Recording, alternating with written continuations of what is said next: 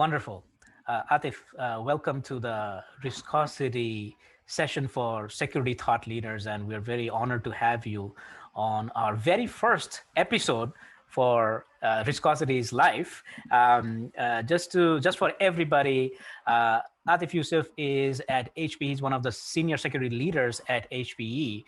Atif and I have known each other for quite some time. He was pivotal in helping me with my last startup, Onion ID, when he was leading the security team at Baker Hughes GE, based in San Ramon. And Atif in his past has worked at large enterprise companies. He has advised various types of startups and different aspects of security. And with that, we'd like to welcome Atif Yusuf to our program. Atif, if you could just, I'm sure I did not do justice to your entire pantheon of experience that you have, but if you could just give us a quick overview on the spectrum of various security positions that you've held in different companies, just for our viewers, that would be wonderful, sir.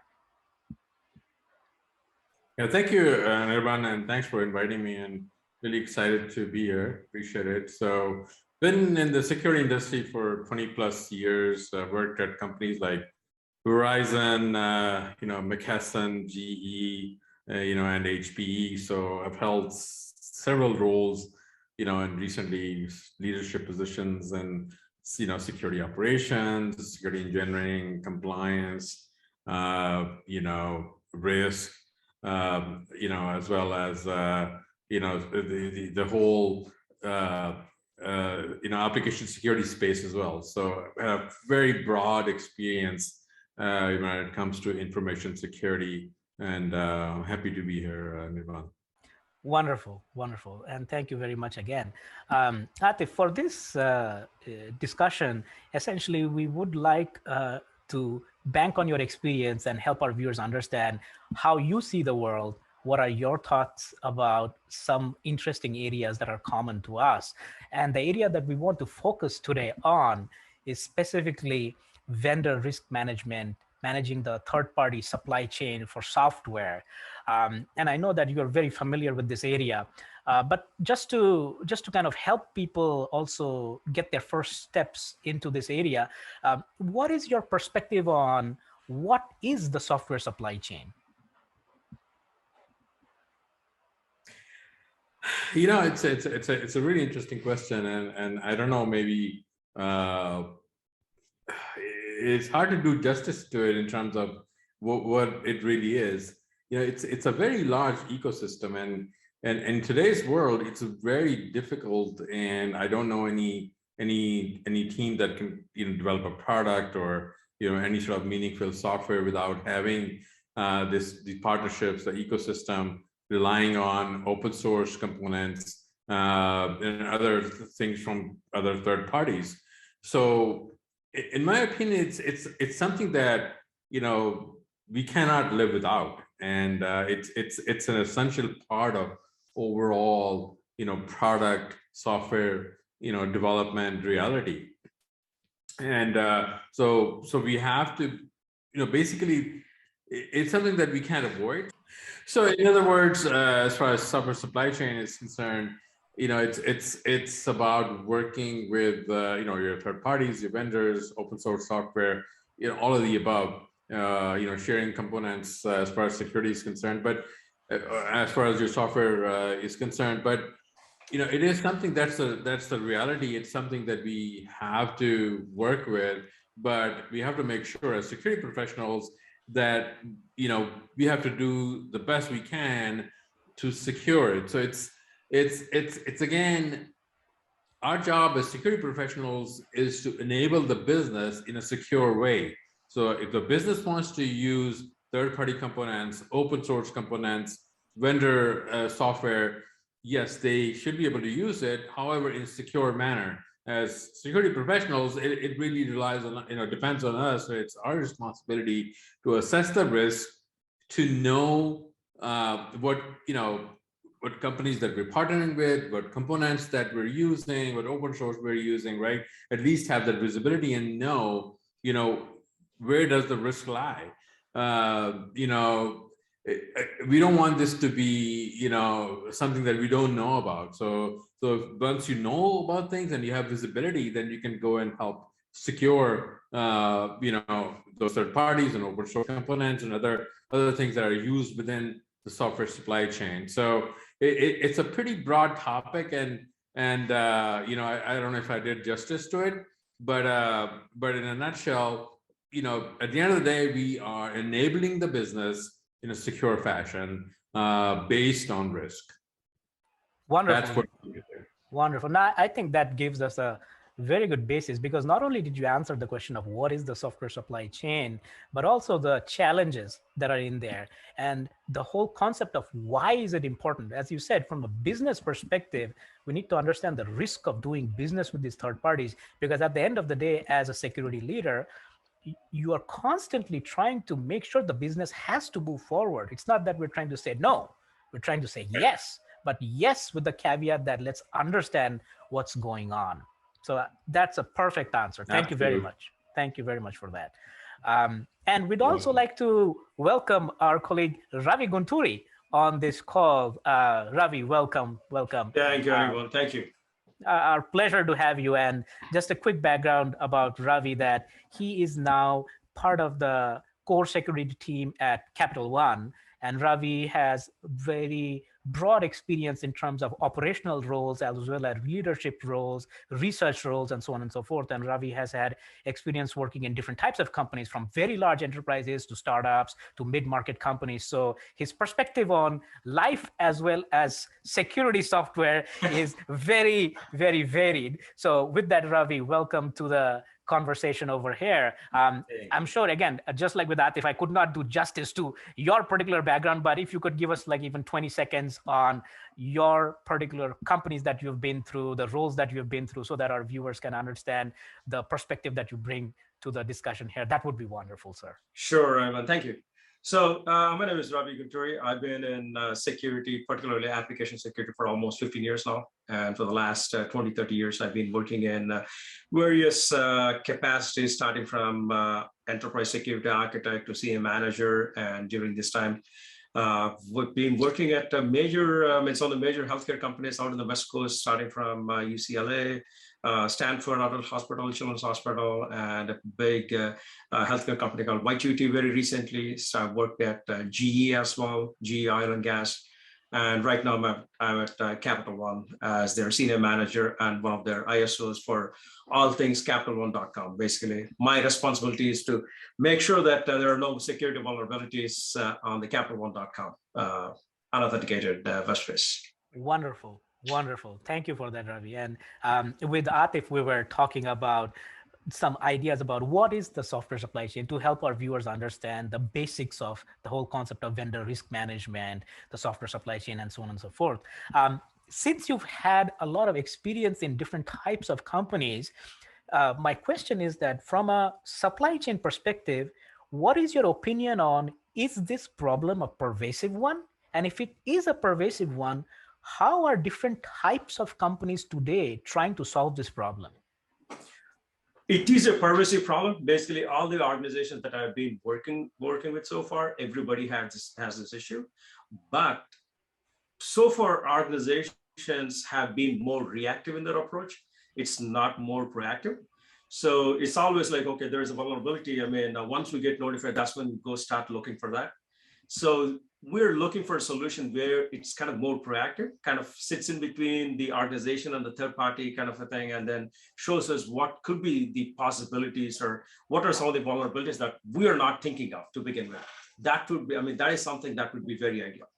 Wonderful, wonderful. And in that same thought process, oftentimes, do you feel that sometimes teams, especially the non-technical teams inside the company, like legal, HR, all these teams, they feel that they sometimes have a handle on the type of vendors or the number of vendors that the own software service is working with. But in reality, oftentimes the first step of the problem is visibility, that we don't always know that from our website, we're actually talking to 20 vendors versus thinking that we're talking only to 2 vendors. Is that a problem? Yes. So basically, I think most of the organizations, one of the issues is knowing what are all the different vendors. And basically at a high level, it's like, I can kind of break it down into three different things. Knowing what's being used and managing the security risks of what's being used, and then basically continuous monitoring of these different libraries or third-party integration, so on and so forth. And whenever we're talking about the third-party integration, basically, I think it starts with the procurement, the business reaching out to the security team with a use case, saying, okay, this is the security use case, this is a use case, and we want to bring in this vendor into the organization.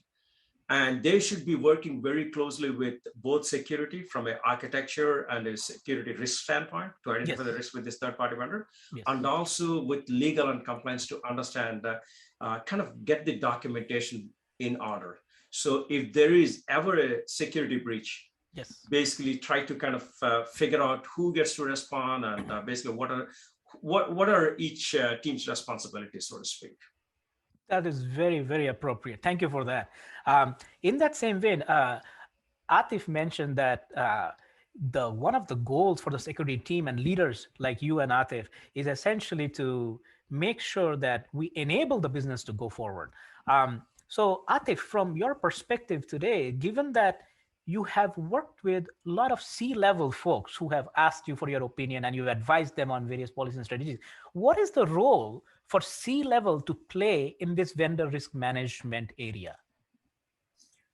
Yes, that's a good question, and I think that it's a role that the C-levels really should play in every aspect of organizations' information security, and not just this. However, this becomes quite critical because the fact that it's you're opening yourself to a huge risk area, right? So this is not just your security hygiene, but also security hygiene of people that you're working with or doing business with, connecting with, sharing data with, right?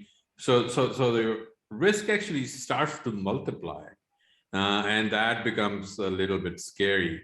So the leadership really has to focus on this area, as one of the critical, items, and not only from a security perspective, but also from a risk and compliance perspective. We have, for example, if you're doing business with the government and you may have specific FedRAMP and other government requirements from a compliance perspective, you may be sharing HIPAA or PCI or GDPR type of data. Now these things, and typically a lot of these things sit in within organizations in the privacy and compliance sort of area, maybe not be in specific in the security area. So sometimes C-levels might think that oh, okay, because this is compliance and privacy, so maybe I don't need to worry about too much. But that's not true, because at the end of the day, if we're not protecting our environment and the organization, we are responsible for it. So as a CISO, you're still responsible for it, right? Whether this was not somebody else's function or not.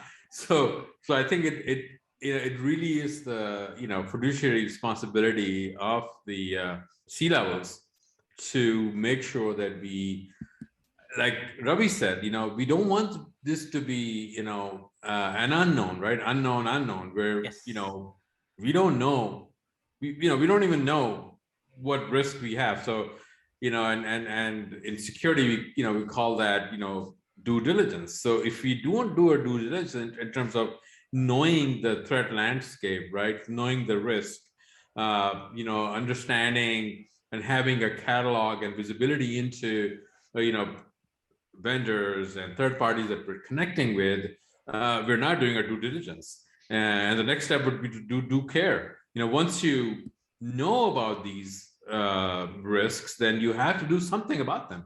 You have to be able to manage a risk. And so I think a comprehensive risk management program is needed for this particular area, and I think really it's really critical for the whole organization, and obviously the C-levels should sponsor such a program. Perfect, and that makes perfect sense. Ravi, since you've had very up close and personal experience with contributing to code bases from our previous interactions, even at GE and other companies, you were actually very close to some of the code bases integrations with third parties, various types of IaaS providers and whatnot. Today, one of the common areas of concerns is APIs, because we are using those to exchange a bunch of data. As Atif also mentioned, that we are transferring left and right PCI data, GDPR data, all these types of things that are there. What is your perspective on what should companies look out for when they use APIs with these third-party vendors? What are some of the high-level 2 or 3 points that you would suggest that, hey, if you're using these APIs, make sure XYZ is there? Yep, so that's a very good question. So basically, I mean, when we're talking about third-party API, third-party integrations, in most of the organizations, I mean, this is very pervasive in healthcare organizations, so to speak, is basically, I mean, when you're the very first time when you're engaging with a third party, you do your due diligence. Basically, you test the APIs out to make sure that you're passing in the required data and make sure that the endpoints are properly set up and everything works in order. Yes. Once that is done, people never go back and look at it again. So there is no continuous monitoring aspect to it. Correct. So that is one of the big things that is missing. So let's say down the road, like maybe 5-6 months or a year down the road, somebody adds a new field to that. There is no visibility to it. And at the same time, I mean, let's say if the vendor is on a very basic authentication, some sort of basic authentication, and they want to move to OAuth. So the organization needs to invest some time into looking at all the possibilities in authentication, basically how to secure the API, so to speak. Correct. And adapt to the changing landscape. Correct. And in this, especially digging into your experience in the healthcare sector, where you've butt up against HL7, HIPAA, ISMS, QMS, all these various things that you've dipped your hands into and you've kind of held it close to your chest. All these things that are there today, is there any concept of this constant looking out for things, as you have mentioned, or is this a next version of things that people should be looking out for, which is still not codified in these standards as yet? No, I think, I mean, most of these healthcare organizations, they go for the security, some sort of security control implementations like HITRUST or one of the big things is HITRUST. And HITRUST talks about continuous monitoring. But when healthcare organizations implement these HITRUST controls, they are looking at continuous monitoring of infrastructure, not third-party integrations. So that's one of the biggest gaps there. Perfect. So when we say continuous monitoring, it should be inclusive of everything within the organization that the organization ever touches, or the organization data ever, basically crosses boundaries. So if it goes to Anthem or other third-party companies, I mean, all the healthcare organizations should be looking at those touch points as well as part of their continuous monitoring process. Wonderful. And that brings up another question. I'll switch to Atif, because this kind of is something that I remember is similar to Atif's experience over there. Atif, one of the typical questions that people oftentimes bring up is, well, why not just buy more cyber insurance? Why should we invest in this? What would be a good comeback to folks who think, hey, enough cyber insurance is just a panacea to every problem in vendor risk management? Yeah, that's a good question. And people have been buying cyber insurance quite a bit recently, with the with ransomware and other things that are that are going on. So I think that yes, there's definitely having cyber insurance is definitely something that I wouldn't discourage somebody from having. However, I think that that alone cannot is not the solution, right? So I think it has to be a comprehensive solution that should include good security hygiene, good visibility, a good a risk management program around our ecosystem. And then at the end of the day, yes, we can also have cyber insurance, that's fine, but that can't be the answer for everything. It is part of the solution, but not the answer. And that's not what us security professionals, that's not what we do, right? So, and that's, we're here to protect the organization. We're here to, manage our risk. And so, yes, definitely use cyber insurance as, part of the solution, but not the whole solution. Yeah. I think on that note, that should be the last layer of defense. Yes. Yeah. Not the option. Yes. Yes, absolutely. Yeah, absolutely. That's exactly what I was trying to say, Ravi. Thank you. No problem. No problem. And actually, one of the things, I could add to that is, especially in a healthcare setting, if you get attacked by ransomware, or cyber insurance is going to help you to pay off the ransomware and get back to business. But between the time the ransomware, the organization gets attacked with the ransomware, and by the time you pay the ransom, there is this window of time where you would miss data, basically. Let's say if we're talking about a hospital, the continuity of care is going to be potentially impacted. Because let's say if the patient is in EMR, is in emergency, and ransomware gets into the organization, and all the systems are down, and the doctor is not able to treat the patient because he doesn't know the patient's allergies. That's a big thing.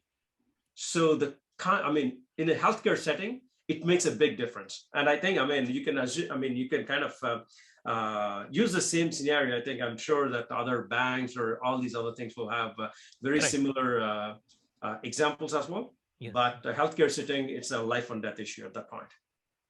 Absolutely. That's a great point. That's a really good point. And not just, like you said, financial data, right? Loss of business, that for the time lapsed. So, it's important that, that's not our first line of defense at all. So yeah, I totally agree with you, Ravi, there. Yeah. And then this actually brings up a nice segue to the next thing that we've all heard in the last 7 days. The only thing we have heard, in a sense, in the last 7 days is guess Log4j. So this has taken over the world like crazy.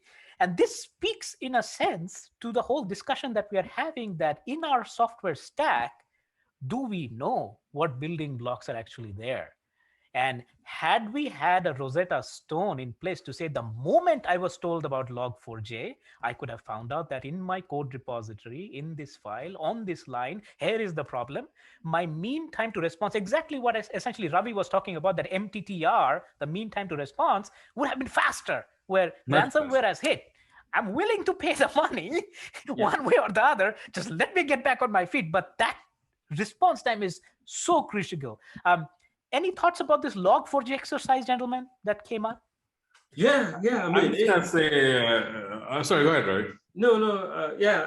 Basically, it was a big thing, actually. And with Log4j, I think I was going to touch upon what Atif was mentioning earlier too. Is it's not just about identifying your direct dependencies.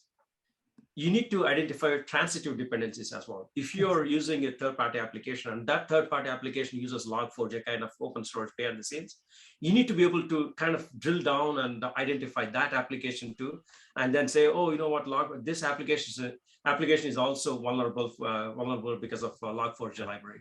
Okay. It's just not your direct dependencies, it's your transitive dependencies as well that you need to identify. Yes. And if there is ever an application or security tool, so to speak, that can crawl my infrastructure and then say, okay, your direct dependent, basically your application is using Log4j version 2.15.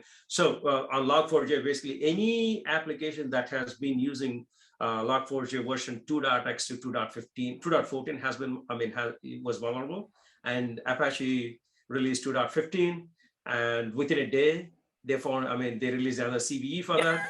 And then they moved to 2.16. Yes. So basically, if there is a security tool that could easily identify all the applications that were using these sets of different versions of libraries, either direct applications are in an indirect fashion where you're using an application and that application is using Log4j behind the scenes.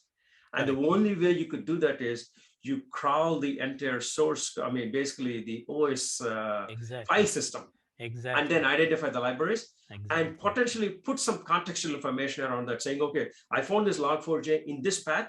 So I'm thinking that this Log4j library is attached to this particular application. So this particular application could be vulnerable. So take a look at it. Correct. Makes 100% sense. I mean, this is critical. I mean, Atif, I mean, from your perspective, when we talk about this Log4j thing, and Ravi brought up this like really interesting point that it is your not just the direct dependency, but the transitive dependency. So as a company, if I purchase a service or a software, let's say Riscosity as a company, as an example, is selling a service that is installed on premise for a customer. So the product is running over there. The customer saying, my own code is free from issues from Log4j. We never use Log4j. That's all good. But Mr. Riscosity, you should tell me, or I should have an independent way of finding out that despite Riscosity telling me good, bad, ugly, I should be able to find out whether Riscosity is using Log4j or not. And that is the best kind of attestation to say, I did my check. It came up, thumbs up. I don't care what Riscosity actually tells me, whether it's good, bad, ugly.